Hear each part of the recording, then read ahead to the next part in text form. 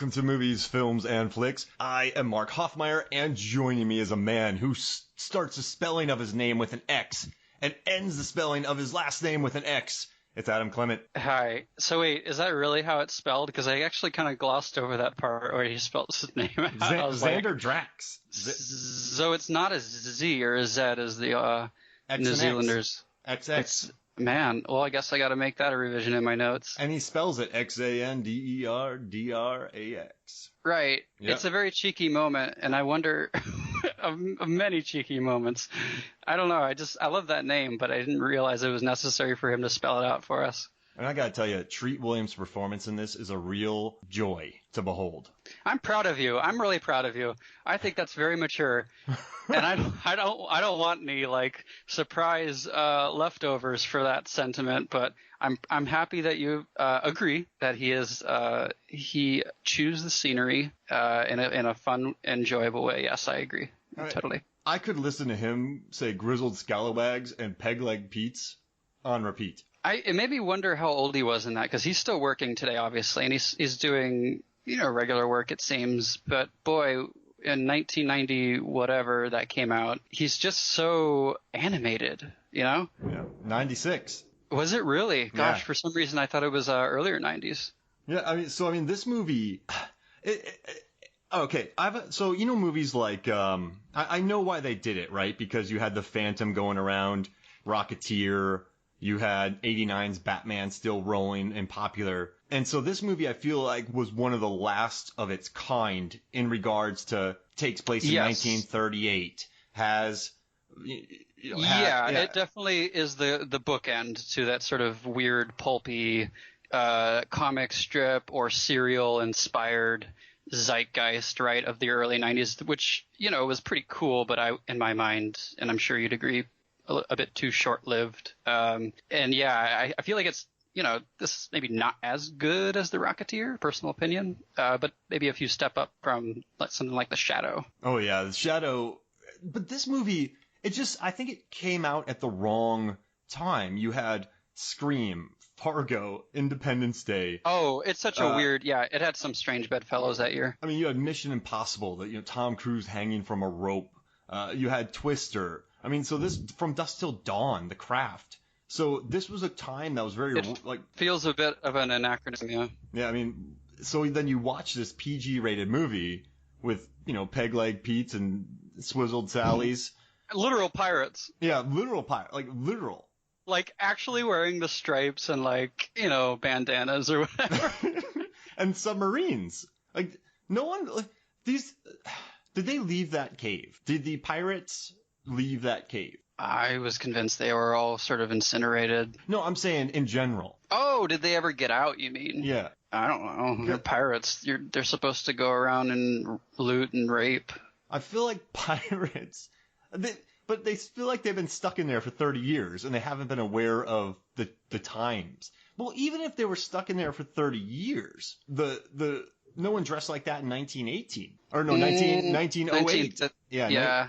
I mean, people weren't dressing like that then. So they would have had to have gone to a store or something, or killed people who had visited, right? Because they're protecting the last skull thingy. So whoever would have trespassed, I mean, I'm guessing they have a mess of skellies, human bones somewhere, and it's just I guess this is our new outfit for the season.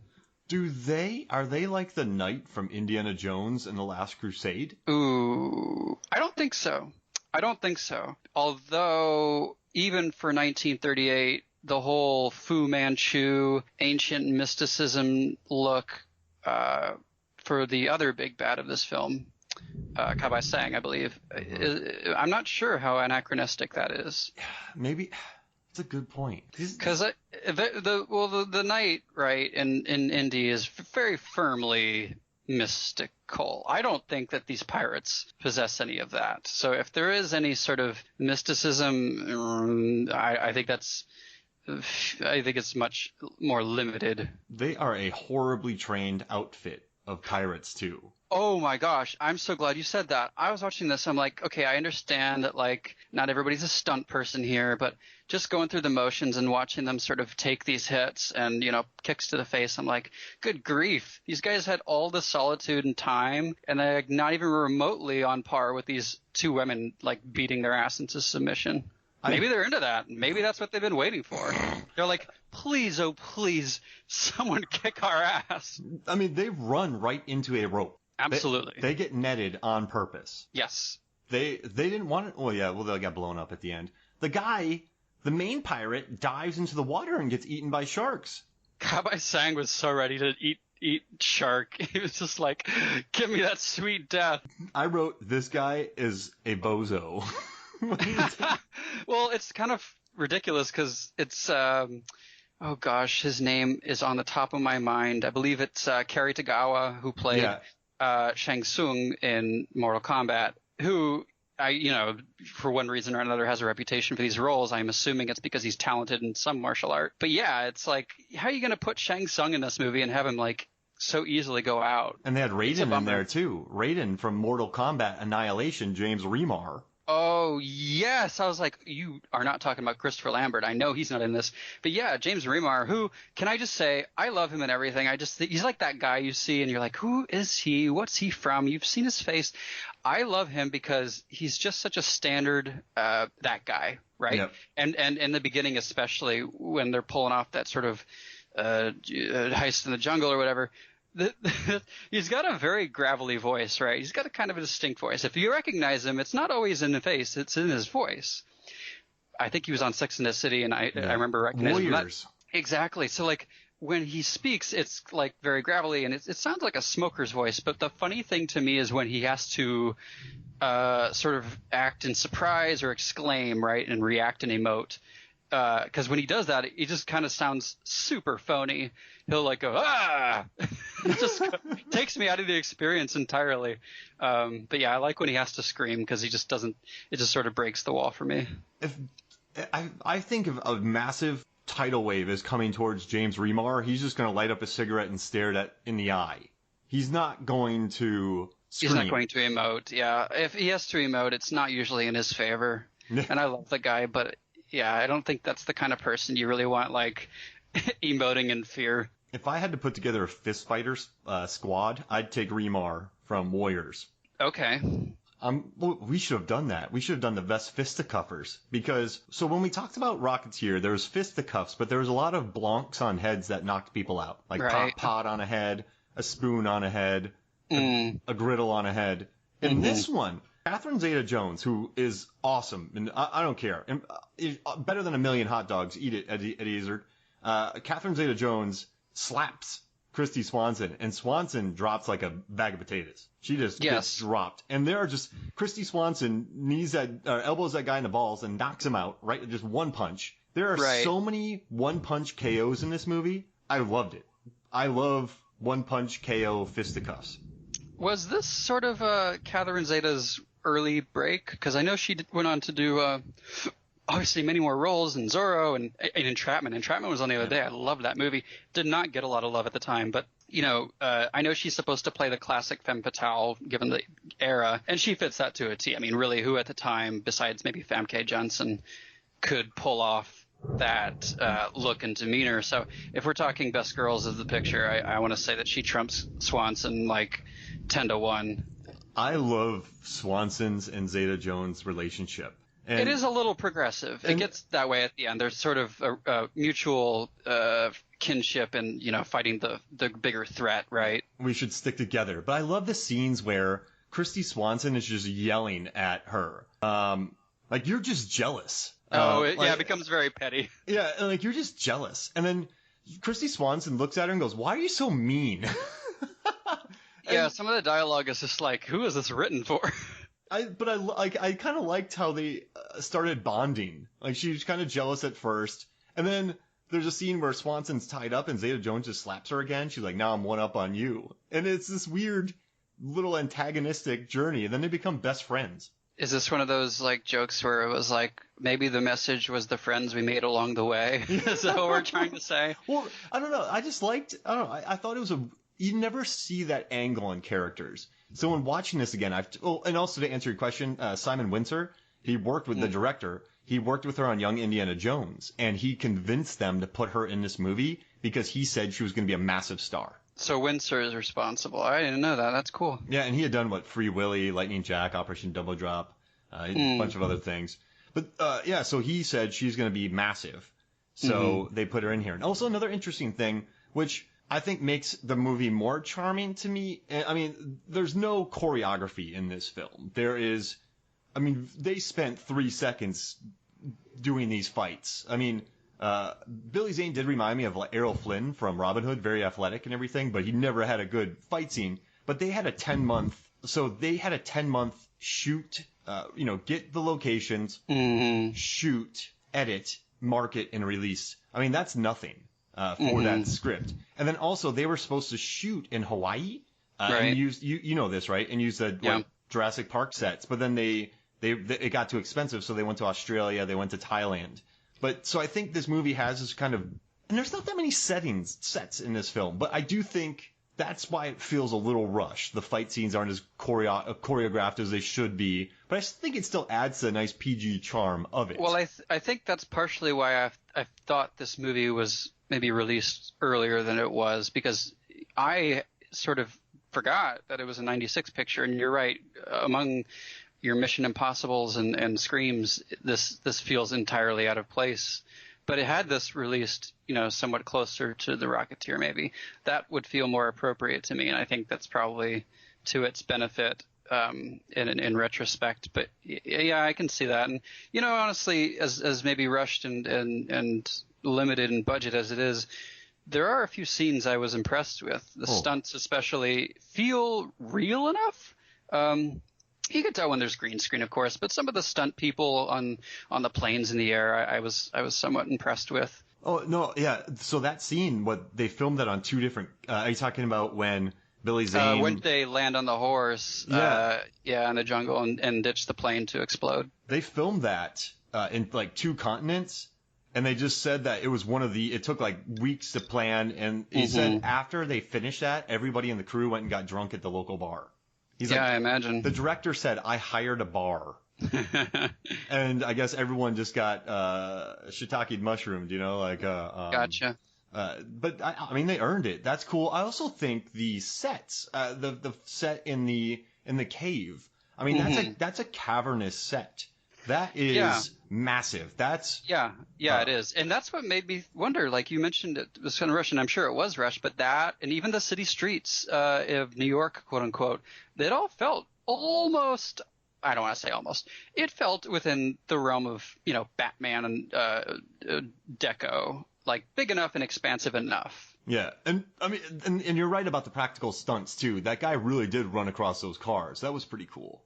Mm-hmm. And then, but the guy who did this, the production designer Paul Peters, he's done a lot of TV, so maybe that helped him. We got some thunder going on here. But that helped him maybe put together everything quickly, but he didn't really follow this up with much. He did White Chicks, Guess Who, American Pie, House Guest. Before this, he had done Little Monsters and Necessary Roughness, so he hadn't done much. That's it's a very diverse resume. But he knocked it out the park, I think. And you know what maybe helped him is, I don't think, White Chicks and American Pie had the longest schedule, so he probably had to put together things quick. And I felt like he did that on this. With 10 months, they started shooting in October 95, and then, 10 months later, they're releasing it. So to build that cavernous set must have gone last. They must have done that last. Yeah, maybe. I'm not familiar with the production schedule, but it seems like they also cut a couple things, right? There was an infamous lion fight, and I don't know if that was in the jungle or what, but I do agree that what's on screen does feel lean enough. I feel like if it had any more, it might have sort of buckled under its own weight. But that would have been cool to see. That's so classic pulp comic-y, to have something like that. So in the beginning, I guess we're going all the way back to the beginning, but let's start at the beginning, yeah. I love the bridge scene. It brought me back to thinking about how great Sorcerer is. And it made me want to talk about Sorcerer, the Friedkin 1977 movie that opened against Star Wars. Oh, that's probably why I haven't seen it. Oh, yeah, so I don't care. I'm going to talk about it. I'm going to promote it on the pod. But Sorcerer Friedkin directed it. Roy Scheider, who had a killer late 70s, 80s. I mean, just crushed it. But it's a remake of Wages of Fear. Sorry if you already know this. I apologize, Adam. I'm not trying to. Not at all. I'm not trying to We're here for the listeners. I'm not trying to man movie explain to you. But so this movie, it's about these just three dirtbags who have to take these old dirty trucks full of nitroglycerin through the jungle to blow up a fire that had started at one of the like oil rigs that was in the mountains.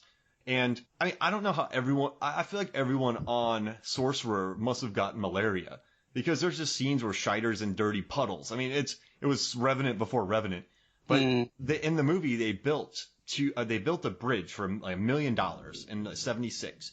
The river below it dried up, so then they had to go to Mexico and they built another bridge, and the water was almost drying up there, so they had to shoot really quick. So they had to spend $2 million in 1976. Holy crap! Did you hear that lightning? I did, and that sounds so cool. I want to be in that storm. Yeah, it's pretty. But man, I'm talking about Sorcerer and Rain coming down. If you watch the scene, yeah, this is your doing. This is a rain dance of sorts. I brought it with me, but it just I love a good bridge, and I felt the practical effects of it. They built that bridge. They dangled it. They had stuntmen. Yeah, it looked real. And I guess that's why Roger Ebert said it's one of the most beautiful movies he'd seen in a long time. That was a weird quote, and I feel like he's awfully well. He's awfully his memory is conveniently limited. I think in times when he mentions stuff like that, being as hyperbolic as it was. But it is a nice scene, and I definitely agree with that. I think that scene, and there are parts in the cave where he's with his servant, especially Billy Zane, where I couldn't help but think he would have made a fine Batman in another life. He's got the chin for it. He's got the voice kind of for it. And I do think that he takes a little bit of inspiration from some Adam West in his mannerisms from time to time. He's very, he's got a lot of discipline. He has values. He's a hero. But, he's kind of cheeky, right, when he trades barbs with, Diana or Catherine Zeta-Jones' character. Now, what does the Phantom do? That's easy. The Phantom goes around giving people welts in the face, and now you have all these guys walking around with imprints of his pewter skull ring on their faces to say, "Hi, I've been punched by the Phantom and live to tell about it." So when they talk about the ghost who walks, it's like, yeah, that's what this is from. I mean, all right, I have a question. You're a henchman and you have that mark. Does that mean you're a wimp, or does that mean you're tough? No, I think if you live to tell about it, you're a tall glass of water. I would say that gets you credits. Like if you're a thug, right, you're gonna get punched. That's inevitable. We know this. You get punched with that pewter ring on. That's that true. You're into some next level thuggery. You're John Cena levels of thug-onomics. Yes. If you get punched by the Phantom. It makes me wonder how this movie, just this idea of a charming man from the jungle who wears a purple unitard, had Bruce Campbell won the role, because he was in contention for it. And I'm not sure that it would have been as sincere, because Bruce is wonderful. He'd have been winking at the camera. It's just a wink fest. Yeah, I would have thought that's how it would go down. So I do really like Billy in this, and it is kind of wild that he went directly from this. I don't know when this was filmed in relation to Titanic, because Titanic was its own incredible endeavor, but you're going from this very charming, likable character to somebody who is the absolute opposite, right? Just a conniving, greedy, terrible man. Yeah, he went back to the water like on Dead Calm. Yeah. Titanic. And if Demon Knight was 95. Yeah, Billy was in those 3 years, man. He really rocked it. Yeah, and we have a Demon Knight podcast. I saw that. Yeah, I saw that. Last week. So this is coming out after that one. Mm-hmm. So now I'm going full Billy. Does that mean you're going to have to do a Titanic pod? Nah, I'm still working on David Arquette right now. We're trying to get all... We got Ravenous being recorded tomorrow. So that'll be after this episode. So weird. I just had a conversation today about that movie. That's like, who's talking about Ravenous in 2019? I have that Blu-ray. There's 3 commentaries. There's a music-only track. Who made this? Who is this for? The movie or the Blu-ray? No, like there's the fact that we're just putting out a Ravenous Blu-ray. Let's put 3 commentaries on it in case those hardcore fans want to watch the movie 3 times with commentary from 3 different people. The reason it holds up is it's just a weird little thing. It is a very odd. The score, what Damien Wise from Blur. I think it's just. I think it works and it has a cult audience because it flopped horribly, and it's just a weird little picture. It's just a weird little thing. Sure. So, it's a cult classic, much like The Phantom.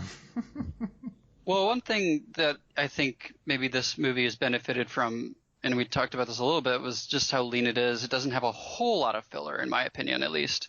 So, I mean, just clocking this, when I started watching it again, just to revisit for the first time, and it had been years. My memory was very faded from this, but, I clocked it. You get the whole origin in under 2 minutes. You get that Kabai Sang killed his father, that he washed ashore an island where a tribe endowed him with a ring by a shaman. There's mysticism involved, and it's all explained, and it goes, all right, Phantom, now we're here, 1938. And then this guy's in the jungle, right? He's got a throne with a cave, and he's got a dog wolf thing named Devil, and a horse who apparently they can talk to each other. Oh, they chat. Yeah, they have like full-blown animal communication, interspecies communication. All right, I gotta ask you, let's just jump in. But there's a scene where Phantom, quote, in air quotes, rescues Christy Swanson, and they take away in a plane, and they left the wolf. They left the wolf, the worst dog father ever. And I went, what is this crap? But then the wolf... everybody reacts that way now. The wolf runs up to the horse and goes, yo, man, let's go get him. And then so he leaves the dog, but he also is pretty sure the dog's fine. Oh, he's very confident in this dog's abilities, Devil's abilities. And I was like, this is somehow not as hilarious or stupid as it sounds when you actually watch this. Because, like, it could easily gone south, right? Any other movie, you'd be like, oh, this is ridiculous, and take you out of it. But, we watch it, and it's like, okay, what's he doing? But it makes kind of sense within the realm, right? The rules established. Oh, yeah, it makes absolute sense. And I went from being angry to just going, why is this dog left behind? To just watching the dog and the horse roll up and catch him on an airplane. I was... if I had a terrible hand, I was all in. Like, I had a terrible hand, I was still all in. I loved it. I just thought, this is... The dog and horse are rolling together to go save... Like, they were a team. Oh, totally. And I don't know the horse's name. I know the wolf's name is Devil. But I don't know if he bothered to name the beautiful horse. Yeah, I don't know. I just want to know, and this made me think of you, they gotta be pretty fast. Yeah. To catch up with that plane. Can you give me a breakdown of, the physics involved with how a dog and a horse managed to do that with a biplane? Because, boy, I'd love to see that data. And then the other crew caught up with them as well. Yes. Ooh. I mean, you know what? I should invest a lot of time doing that. Because I like my data when people just go, why? Right, and I think this is very firmly in that territory. This fits in your Venn diagram of why would some man do this? Why would they devote their time to this data? All right, so I'll get a feel for the island. I'll clock how long they are running, and then maybe get an average speed of a horse at top speed and a wolf dog, and see how that reconciles with the fiction that's being implied here. Can I tell you something very important? I busted a very popular myth that has been perpetrated by several big-name people writing about Jaws of Revenge. Okay. They said that the shark made the swim from Martha's Vineyard to the Bahamas in 2 days. But I tracked it, and I think it's closer to 8. So the shark doesn't swim as fast as everyone thinks. So I busted. Wait, where was the confusion then? Is it the movie not stipulating the passage of time proper, or what? No one just thought about it. Because they say 2 days, but they stay around for a while. Then they have the funeral, then they stay away for a while, and then they come back, and then they're there for a couple days, and the shark arrives. So I think people just wanted to be pithy and say 2 days. Got it. But it's incorrect. I just think of the mountain of issues that movie has in terms of logical, natural fallacies that might be lower on the totem pole. Apart from a shark roaring and exploding upon impact with a wooden spike, but what do I know? They have a psychic link. All right, so actually, I'm gonna save that. I might have a future series coming up that we can talk about this movie on. So we'll keep the. If you're curious on this, look out in late August for maybe a new podcast series that I might be putting out. Look for that. Look for it. Now, in the beginning chase scene, the truck is driving away. I do like that they have the kid drive across the bridge. I do like that James Remar is looking at the map upside down. That's a very good bit. Classic bonehead. Yeah, but I love that. And these criminals I don't really understand because they go from kind of being cheeky with the kid, elbowing him, he wasn't going to hit him, and then they go, let's just kill him. Yeah, there is a weird non-commitment to making certain characters wholly unlikable or likable, because you're right.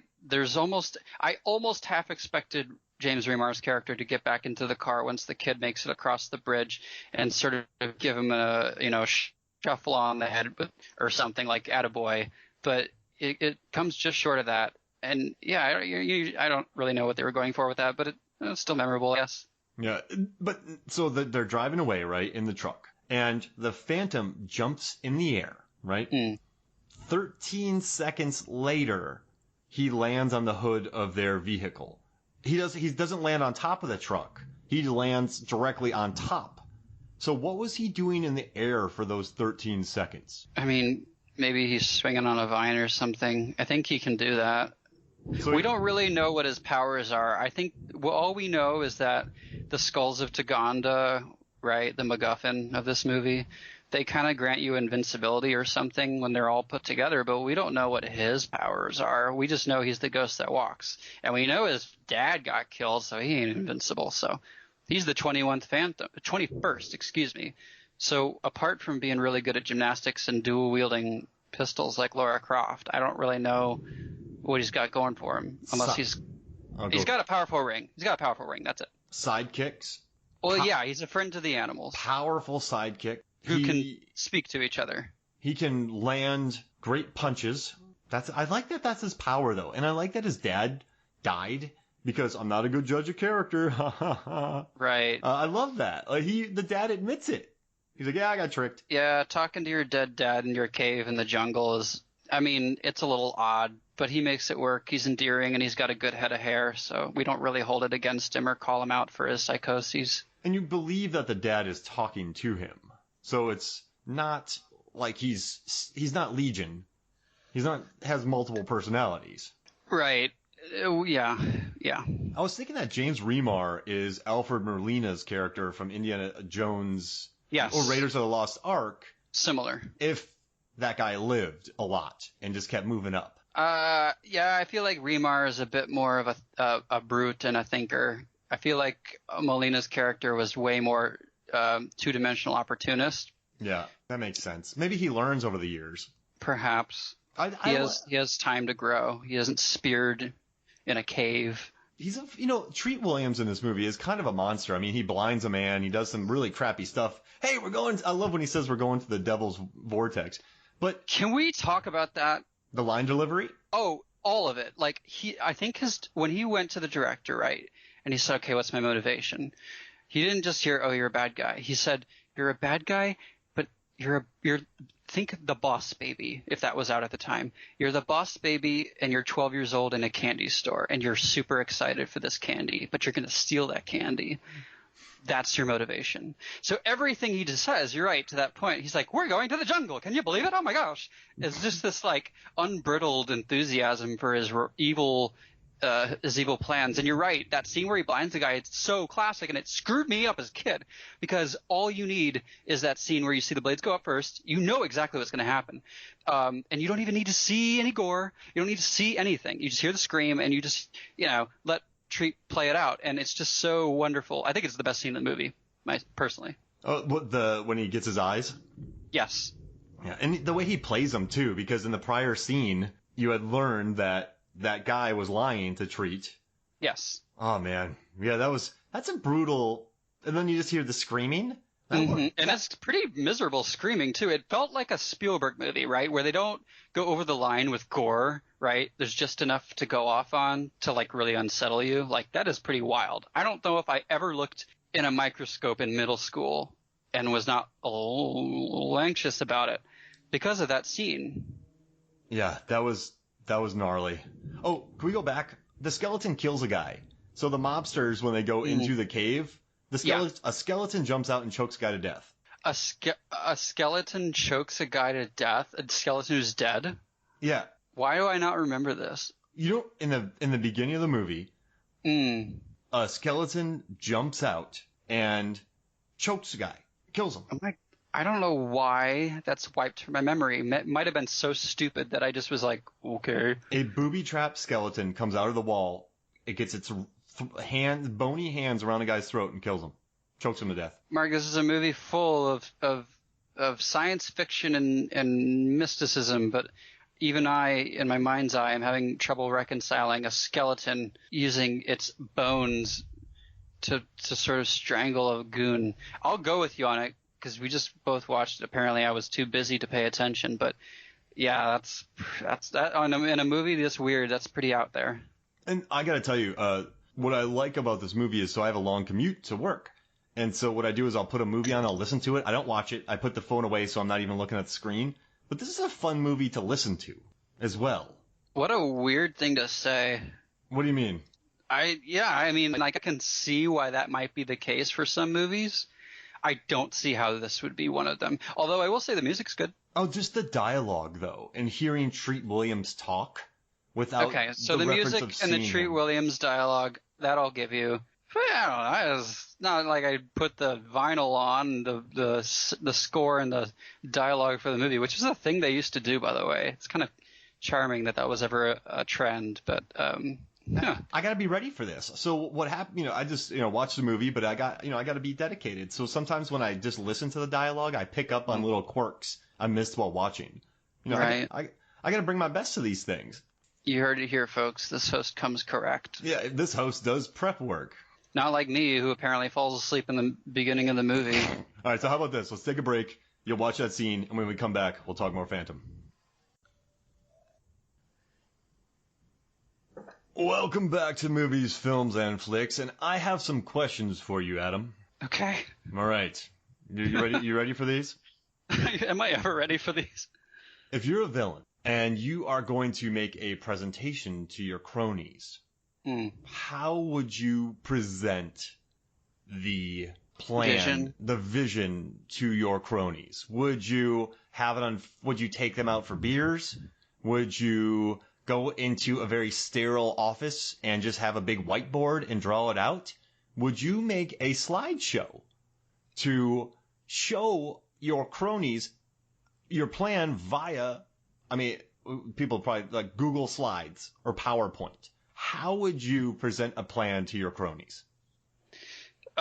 So this, I would definitely do the latter, right? Like Treat Williams does in this movie, and I would spend all of 2 minutes going into details using all of 3 slides that just show pictures of, like a vague cobweb design. And I would make sure all the blinds were dim, right? So nobody could see what treacherous doings we were discussing, and then just expect them to buy into this. And if they didn't buy into this, I would gore them with a spear. That's exactly how I would present my new business opportunity to the mafia. You would gore them with a spear, and you would possibly ruin some of the nice wood in your office? Yeah, anything to get the point across. I think if you gotta make an omelet, you might have to break an egg or two, right? Yeah, so you got to do a little bit of property damage to prove a point? Yes, absolutely. Put the fear of God in them, because I need my skulls, baby. No, I love that when that dude gets speared, a mafia guy who says, I'm in the mafia. The only thing I care about is the barrel of a gun. I was an altar boy. And then he leaves and gets murdered. Yes, thank you, because this whole I'm evil and stuff, but I was raised Catholic, or I'm an American, is a very strange way of romanticizing the mafia. And we've seen this, right, in The Rocketeer. I don't even know if it's in The Shadow. For all we know, it is, because we're batting 2 for 3 here. And it is odd how, yes, in the Art Deco days of the 1930s and 40s and 50s even, we look back and, oh, rose-tinted glasses about so many things, even organized crime, and it's just like so wild to me that, yes, there is a greater threat here, right? It's a crony capitalist with ambitions to rule the world with invincible skull stone thingies, but like, do we really need to get on the mafia's D word about it and be like, yeah, I sympathize with these guys suddenly? Yeah, that was well, I have a question. How would Tony Soprano deal with this? How would the characters from Goodfellas deal with this? They wouldn't use like the slides. They don't believe in that stuff. You don't. First of all, that's a paper trail. You don't want that crap lying around. Yeah, you're right. And he didn't make this, Xander Drax. Oh yeah, like who did he have like produce these? I'm guessing there was just microfilm from like some archive, and maybe that's why it's only like 3 or 4 slides that he put together. But you know, it's not like he's presenting bullet points. So I guess they're doing what they can in the 1930s. But yeah, I don't see Tony Soprano coming to any presentation with a eloquent thesis or any sort of breakout by slides. And now, what I love, I'm going to go back to Catherine Zeta-Jones, because I forgot to bring something. Oh, also Remar. I love when he smiles when that dude gets speared. Remar's in the background just smiling. That was a good acting decision. He kind of Steve McQueen that scene. There's a moment in this movie where Zeta-Jones had just knocked out Christy Swanson. And okay. Remar opens up the door, and he's making Catherine Zeta-Jones carry her. And so Catherine Zeta-Jones walks into the room with Christy Swanson, and she's like, you could have helped me. And Remar just looks at her like, no. And then there's another scene where Treat Williams goes, man, this skull looks great. And Zeta-Jones goes, I used toothpaste on it. I cleaned it. Toothpaste? And really? I went, what? And then that's not even a point later on. Yeah, I kind of appreciated that moment. I liked just sort of the moment of levity. Even if it is a weird, sick one. I think at one point she mentions like, oh, once the Phantom's dead, let me have his body. And I'm like, oh, cool. So she's like a necrophiliac now. Wonderful. She gets into some weird stuff on those planes. Yeah, that's what kind of my theory that goes into the whole pirates being terribly trained thing. Because I think we talked about this pre-pod, but the idea that these pirates maybe had all the time in the world to train and just zero ability to show for when the women show up in the gang. Maybe that is their goal. Like, please, just someone, won't you kick our ass? Because she does have the femme fatale thing, and it's just like maybe they're just waiting for that one like amazing babe to come over and just stomp them. I don't know. I think that's part of the plan. I got to read this line.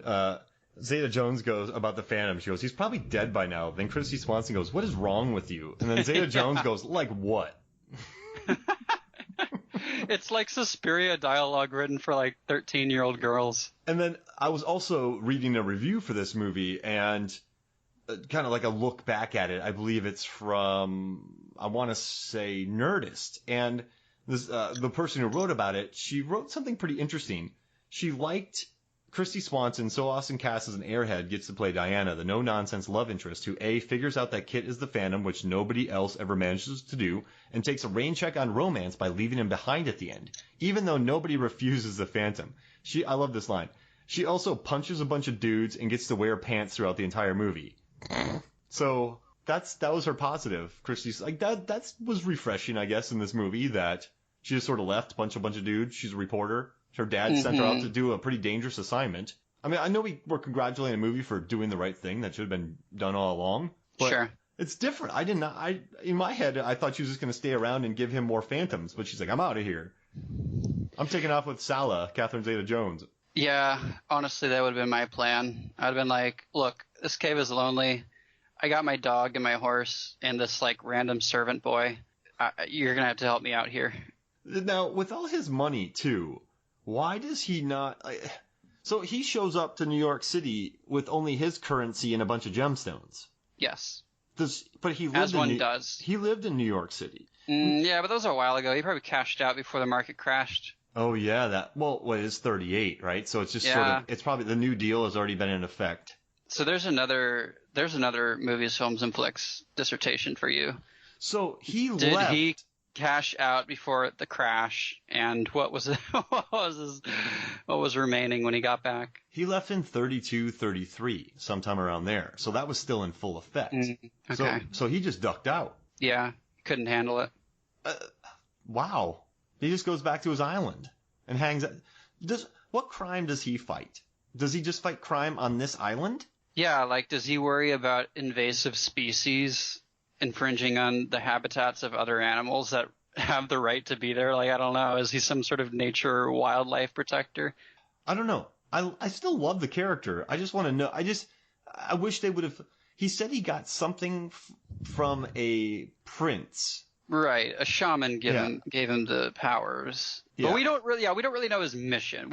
All we know is that he stands to fight evil in all its forms. That's all we get. You mean he wants to slam evil? Yeah, if the poster is to be believed, and if you don't think we're pulling that out of our butt, just please look up the Phantom poster because it's abysmal. Did the movie no favors whatsoever. Mm-hmm. Yeah, we don't really have a mission from him. You know, it's pretty clear with other superheroes. You got Batman who lost his parents, and Superman who's an American poster boy for values and lost his parents, and Peter Parker who lost his uncle. So you gotta lose somebody. I guess Phantom, he's in that boat too. He lost his dad, but you know why he continues to carry on the family business. Kind of lacking that.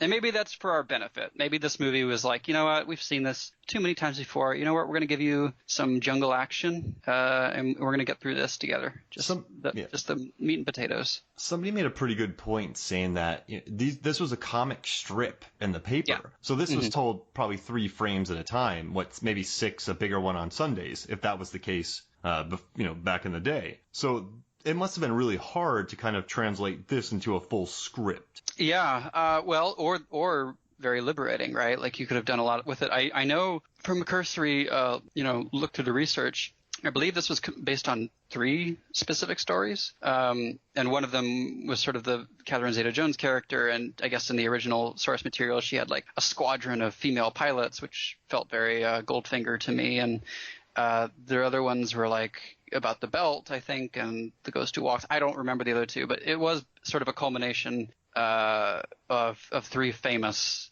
Phantom stories. Got it. And the writer Jeffrey Boehm, he had just in '89 he did The Last Crusade. Mm-hmm. So this was no chump change script. And he also did Lost Boys. The Lost Boys thing is maybe a bit harder to see, I guess, but yeah, you can definitely tell there's plenty of Indiana Jones flair in this. And he went on enough to go around. He also did Briscoe County, so maybe that's where the Bruce Campbell thing came in.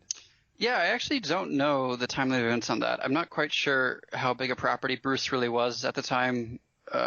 I don't know if that was overblown, but I did read that he was up for the role. I read his book. He was close. Mm-hmm. Man, that chin. Billy Zane's better. Billy Zane. So Bruce Campbell wouldn't have worked out to get buff for this. Billy Zane worked out for what 10, like the whole 10 months before. Like he worked. He was scheduled. Yeah, and he's also like actually a model too. Yeah. So there's that. Joe Dante was on board to direct this when he was in it, and so Dante went and hated on this movie. He said it was too serious, which is an odd thing to hate on this movie for, because I feel like its tongue is placed firmly in cheek. Do you feel that way? Yeah, I do agree, and I wonder how far off the rails he might have taken it, because anything outside of the cheese level that we have with it currently probably wouldn't have qualified itself in the same league as something like Rocketeer or The Shadow. All right, and then another interesting thing that I thought was pretty cool, the cinematographer David Burr. He works a lot in Australia. He did like Crocodile Dundee in LA, Crocodile Hunter Closing Course, but he's been the focus puller or like the second unit cinematographer on Mad Max Fury Road, Thor Ragnarok, San Andreas, and Aquaman. So this guy David Burr is big, and he's huge in Australia. I thought that was pretty interesting. He's doing all right for himself. Yeah, that's wild. And what I noticed was the cinematographer and the production designer came mostly from TV, and also, so did the director Simon Wincer, and Jeffrey Boehm, he had done Briscoe County. So I wonder if the rough production schedule, they brought in TV people, because TV people are so used to just hammering out sets. Yeah. I mean, I have no data on that, but that seems like a good way to do it, because these people are used to burning and churning. Yeah, I have no idea. I mean, you've worked on sets before, so I couldn't even begin to estimate the kind of work that goes into putting something together that quickly. If I needed a production designer quick, I just hire whoever does Doctor Who, because I feel like everything I hear about that show, it's always not enough budget and too many sets. So I would just pay them. I'd give them a little more and a little more time, and they would probably think it was the greatest job ever. And I'd get beautiful sets, quick. Yeah, and perhaps it's an unpopular opinion with your audience, but boy, it shows in Doctor Who. I think that's one of the reasons I could not stay with it. I just was looking at it, I'm like, this looks cheap as hell. Yeah, I mean, I kind of get it because every episode's somewhere different. They don't have the luxury. I mean, they have the TARDIS, of course, but they don't have the luxury of... Yeah, that's kind of baked in. It's the understanding that they're always going to be in a different time or space. Yeah, I watch it for the characters, man. Eccleston... I don't know if you ever watch Eccleston's season, but there's this episode where he's like, just this once, everyone lives. Mm-hmm. And he's just so excited that no one died. And I just thought it was such a moving moment as far as Eccleston. He should have been the Phantom. I remember when Eccleston was like rumored to be the new Joker, and this was years ago. This was like pre-Heath Ledger, I think. Oh. So weird. There were some weird names at the time that were tossed around for Joker. Before it went to Heath. All right. And do you remember any others? Yes, I do. I do, actually. I want to know this now. I want to say, I'll probably butcher his name, but I believe his name is Lockie Whom, and I will try to spell that. Let's see here. Okay, so it's Lachy, and that's Whom, Hulme. He's Australian. And yeah, for whatever reason, his name kept getting peddled around all over the place. That guy's a good publicist. Yeah, well, that or the fan casting rumor mill just was rabid at the time.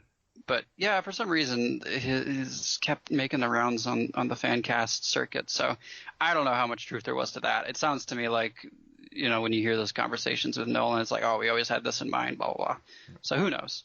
I do want to talk about something before we get going. One of my favorite scenes in this is when Christy Swanson's tied up and Catherine Zeta-Jones takes off her boots and goes, ooh, Fifth Avenue. Same size. Yeah, and then Christy Swanson goes, no, they're not fancy. And then they are really fancy. And then Zeta-Jones just probably, I believe she steals them.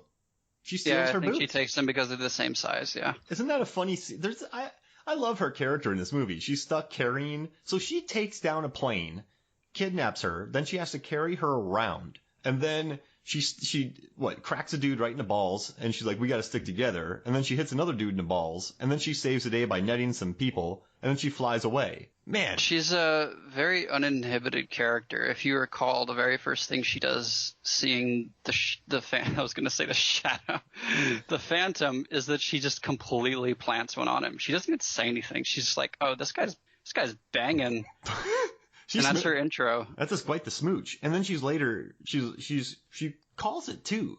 She says the Phantom loves her. Why? Because, he obviously didn't fall for me. He could have had her. Yeah, he could have had her. And I love what Treat Williams, he actually agrees with her. And he goes, yeah, sure. it's probably a lapse in judgment. And then I also like about Treat Williams is whenever Remar fails, he never kills him. He never kills him. He almost killed him that one time. Yeah, but at the end, he lights him up by accident. He's a little shocked about it. But I think he knows his value. He knows his worth as a goon. Yeah, in many movies, though, when the number one goon fails, they get shot. And this is a character who could have done that. And I like that he just sort of went, yeah, I get it. It's fine. You guys didn't do it, but the shadow was there. It's all good. We're in New York. He's not going to come here. So it's a weird, it's a guy who blinds someone, a librarian, which is cruel, spears people, but then when his people mess up, he's like, yeah, I get it. Do you think the librarian died?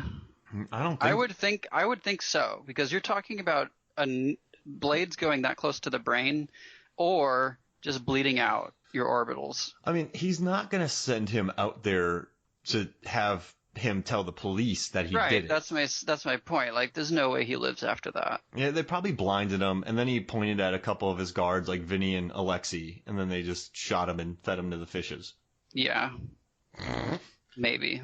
Oh, and also, I love a good cheap tree gag, where the Phantom runs a guy into a tree and the tree moves. Oh, yeah, that was weird.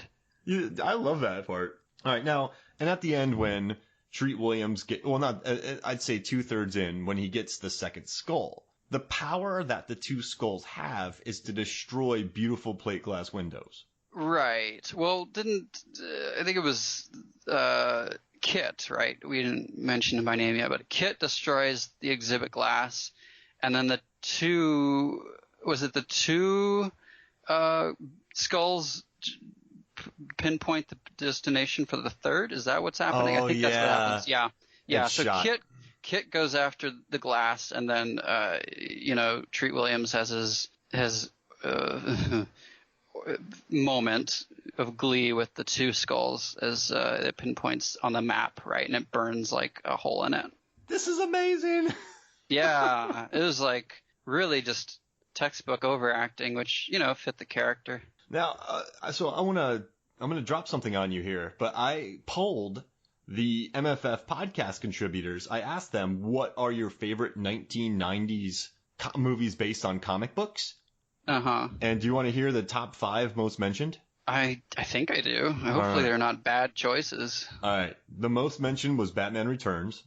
Good. Perfect. Yes. Second was Men in Black. Okay. The third was Mystery Men. Oh. Fourth is Blade. Okay. And the fifth is The Crow. That's fine. I'm a little perturbed by the whole Mystery Men inclusion, though. I mean, I guess it's really not. It's an original, correct? Yeah. I don't think there's anything to disqualify it necessarily. I just beyond being slightly ahead of its time with the post-modern superhero commentary on the genre's fatigue. I wouldn't call it a great movie, but that's just me. And The Rocketeer was the next one after it, so that'll make you happy. Perfect. But we did right. Our MFF contributors put Batman Returns as the best 1990s superhero movie. Into it. Now, another question. I got a question, and I got a question on Movies, Films, and Flicks, our Facebook page, and someone asked, this was from David Cross. You and I both went to school with David Cross. Mm-hmm. So David Cross asked, who wins, the Rocketeer, the Shadow, or the Phantom in a fight? Well, I think we'd agree that the Rocketeer is cool as hell, and he's better than everybody, but he's not gonna match up too well in a fight, I feel like, especially against people who have mystical powers. Phantom's good at punching, and he can die. I'm not super familiar with all that the Shadow can do and can't do, but I'm going to go ahead and say in a matchup with both guys using two guns, because they do, Shadow and Phantom both use two guns, and the Rocketeer only uses one, I'm going to probably put my money on the Shadow. Yeah, I'm Shadow all day. Good laugh, Baldwin. The laugh is what he has going for him. Yeah, I would give him that. And, the temper of Alec Baldwin, which we know is pretty terrifying. Yeah, the Rocketeer, he would just fly in, get shot. Phantom is just, he doesn't want to kill anybody. He doesn't kill people, really. So, no, he does. That guy dives into the sharks, but he lets him dive into the sharks. So is that killing somebody? There's a gray moral area where Batman sort of sits too. I don't know if it's something you could take to the bank, but his moral code is mostly righteous. Technically, I didn't kill him. The sharks did. Yeah? Yeah. And those sharks are tiny, but they destroyed that dude. Mm-hmm. Now, we were talking about doing the Shadow, but we're not doing that, right? That's too much. We're moving on to the Wachowskis next. Oh, yeah, I would like that. What are we going to do, Cloud Atlas first or Speed Racer? I don't care. Either one. I would love to talk about either. Let's do Speed Racer. Because I want to spend a lot of time with Cloud Atlas. That's going to be daunting. Yeah, that's going to take some time, yeah. And I guess this is a blessing and a curse, but there's no commentaries on the Blu-rays, which means I would have to listen to all of them if there were. So I don't have to now, but that also would give me great nuggets of knowledge about these movies they're underappreciated, would you say? Oh, vastly. I think if there are a lot of movies that are known to be underrated, and I don't know if the Wachowskis, these two especially, I don't know if they've reached that level yet of public awareness for underrated. I'm with you. So I'm looking forward to talking about that. Any final thoughts about this movie? I don't know if it held up as well as I thought it would. It's leaner than I remembered it being, which is a good thing. But yeah, it doesn't have the same lasting appeal, I think, as something like The Rocketeer. So I don't know if I could put them in the same group in terms of zeitgeist and genre maybe, but in terms of quality, The Rocketeer, I think, stands alone. Would you say it's more of a grizzled scallywag or a peg-legged Pete? It's definitely a peg-legged Pete. Another question. At the end, when Shang Tsung is fighting... I forgot the character. Right. Yeah, when he is fighting the The Phantom is sword fighting with one of his cronies. And the guy could easily stab and kill the Phantom because the Phantom's arm is up, but instead he kills his crony saying mine. Yes, he's very prideful. He wants to kill the Phantom because I guess we don't know if that version of Kabai Sang or his father killed the Phantom's father, but there's clearly like a family war going on that has nothing to do with the mafia. I love it. And then I think that's about it, man. We don't need to talk about Jimmy the Baxter, do we? Who just drinks martinis and randomly kisses Chrissy Swanson. Who the hell is that? Oh, that dude. Yeah. Yeah, I don't know if his presence warrants a conversation, but he's just your classic sleaze. I do love the line, though, where Swanson was up in the Arctic doing an article up there. And Jimmy's like, I thought about coming up there, visiting you and taking you to a hotel and warming you up. She's like, why didn't you? He's like, well, I had a hot gin, a gin fizz, and I just forgot about it. Yeah, that guy sounds like a man of the 2019s. Yeah, but in 38. Right. Like, babe, you coming over tonight? And I just, nah. It did make me want to have like a gin fizz, though. I don't know if I've ever had one. Maybe a gin, whatever. Juniper berries, they're good. They're nice. All right, I'm trailing off, but that's what we do here. Wait, what's the best gin drinking in a movie? No, I'm not going to do that to you. Probably Casablanca. Easily Casablanca. Yeah, I think that one's definitely on its own planet. Now, there is a TV show called Unlisted where this woman brought shots for people, and the people drank the shots, then they all had weird looks on their face, and she's like, gin! It gets you every time. So gin shots if you want to surprise people. Or scotchkas if you're in the room. Or what? So, God, this is its own pod, but in The Room, Tommy Wiseau's The Room, Lisa comes out with shots of something. We just see her pour something in a glass, but it's not clear, so we're not sure if it's what. And they've just been known as scotchkas because it looks like scotch, but I think what she looked like she was pouring might have been vodka. The jury's still out, but we call them scotchkas. So it's like a lighter, like an iced tea looking scotch. I guess. Like I said, that may be its own pod. We should analyze. You know what? We'll talk about this during during Speed Racer. I mean, Tommy Wiseau's The Room, Speed Racer, same thing. Yeah, that sounds perfectly relevant. Well, I appreciate you joining me for this movie, man, because I remember loving this movie in '96. I went and saw it. It wasn't playing in any theaters near us, so we had to drive to Clearwater to go see it at a kind of a theater, but it was pretty packed, and it just brought back good because I haven't watched it since theaters.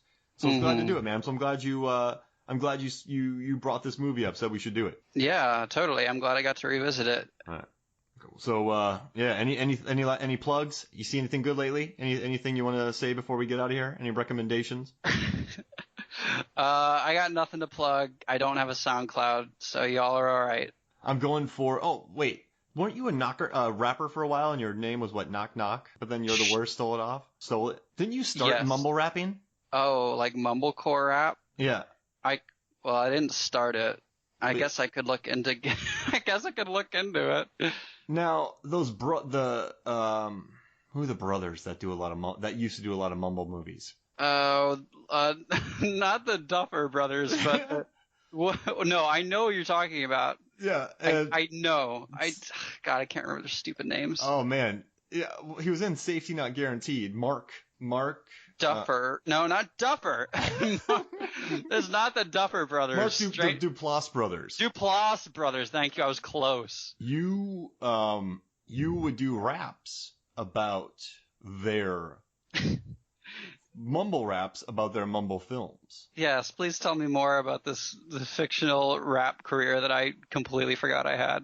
You know that I wrote an article called Yeti. Well, so I came up with a movie called Yeti 2 Cold Snap, Schmitzky's Nissan. And it's about these car dealers in Florida. And this one guy, his dad's rich. He has a bunch of car dealerships, Hyundai, big in Florida. Uh-huh. And his girlfriend is a arena football cheerleader, and she's a big fan of the Duplass Brothers movies. And he gets really jealous. So he doesn't watch any of the Duplass pictures, but he decides he's going to make his own mumble movie. But he likes the movie Yeti, so he decides to make a sequel to it and call it Yeti 2 Cold Snap, Schmitzky's Nissan, because his dad's paying for it. And it's basically just about this Yeti who came back with this woman to to live in the real world.